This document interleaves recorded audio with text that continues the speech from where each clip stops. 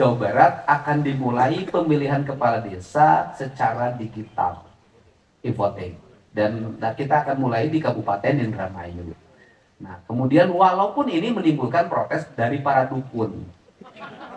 Karena apakah e-voting dukun masih bisa mempengaruhi? Nah, desa itu rata-rata kepala desa tidak bisa menghadapi tekanan. Setiap hari didatengin tamu, apakah yang mengaku wartawan, yang mengaku LSM, yang mengaku ormas. Sehingga kalau kepala desa rajin di desa, itu pengeluarannya pasti banyak. Karena mereka rata-rata ke desa datangnya. Tidak banyak Pak, sehari datangnya 10 orang, pulangnya kali cepet. Berarti 1 juta. Nah, ini yang terjadi. Nah, kalau gitu misinya di mana tuh? Ya kalau kepala desanya kayak di Bekasi banyak gusuran aman Pak. Tapi kalau kayak di Garut, di sebagian Subang, sebagian Purwakarta, sebagian Cirebon itu susah. Itu yang pertama itu. Nah, hal itu terjadi karena apa? Karena kepala desanya merasa dosa. Kenapa ngerasa dosa? Karena tidak berani transparan. Nah, ketransparanan ini hari ini hanya digambarkan pasang spanduk. Menurut saya sebenarnya di media hari ini kepala desa tinggal manfaatin TikTok, tinggal manfaatin YouTube, tinggal manfaatin IG, ya sebutin aja anggarannya. Anggarannya disebutin, peruntukannya disebutin. Nah, ditambah lagi Provinsi Jawa Barat punya 2 kebijakan yang sekarang. Yang pertama adalah seluruh belanja di desa e-budgeting, tidak boleh ada dana tunai. Karena yang e-budgeting, maka seluruh alokasi anggarannya kan semuanya tertransfer kan gitu. Nah, ini kan sebenarnya memudahkan dalam pengotoran aplikasinya itu. Dan kemudian kalau orang datang ya berani aja udah liatin. Kita nggak bisa ngasih karena sudah posisinya ini, peruntukannya ini, mau cari kemana lagi nggak ada. Selesai itu. Nah, itu yang menjadi problem di desa. Nah, kemudian juga ada kebijakan yang kedua, nanti Pak Mendes, itu di Jawa Barat akan dimulai pemilihan kepala desa secara digital, e-voting. Dan kita akan mulai di Kabupaten Indramayu. Nah, kemudian walaupun ini menimbulkan protes dari para dukun. Karena apakah e-voting dukun masih bisa mempengaruhi? Nah, tetapi hati-hati juga di e-voting ini.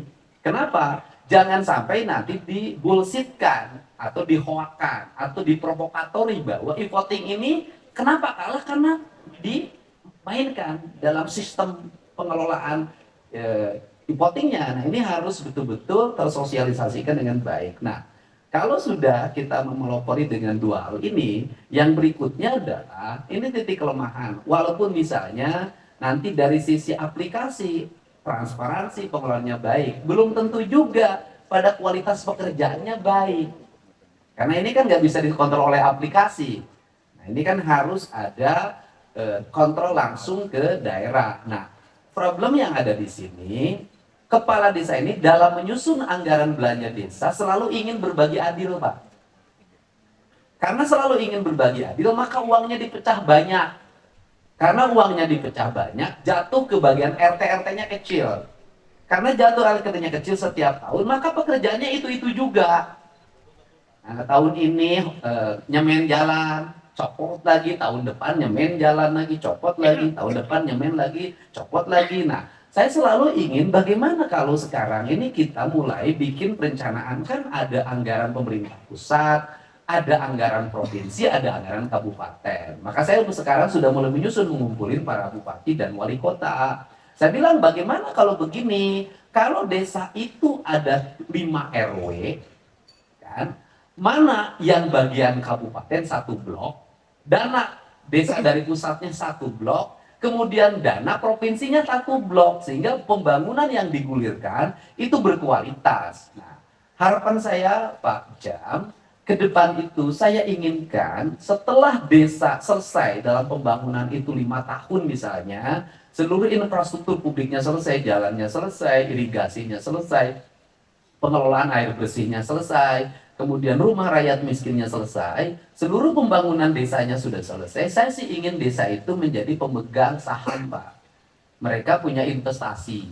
Jadi perguliran uang di pengelolaan dana desanya itu sudah harus mulai judul pendapatan desa itu tidak hanya dari lingkaran lingkungan yang bersifat pungutan kecil, tetapi mereka sudah punya saham. Saya sebagai orang Jabar, pemimpin Jabar dan punya Bank Jabar Banten, saya ingin desa itu nanti dalam 2028, 2029 sudah memiliki lembaran saham di Bank Jabar Banten, sehingga pada periode ke depan desa salah satu penikmat dividen dari Bank Jabar itu. Dan sebenarnya kalau konsep itu berkembang dilakukan oleh desa, dilakukan oleh kabupaten kota, dilakukan oleh provinsi dan negara mungkin dalam jangka panjang, maka sebenarnya negara kita akan memiliki kecukupan fiskal. Nah, tetapi kalau pola pembangunannya seperti sekarang hanya bertujuan menyerap uang anggaran, kayaknya kita tidak pernah berpikir untuk berinvestasi untuk kepentingan masa depan.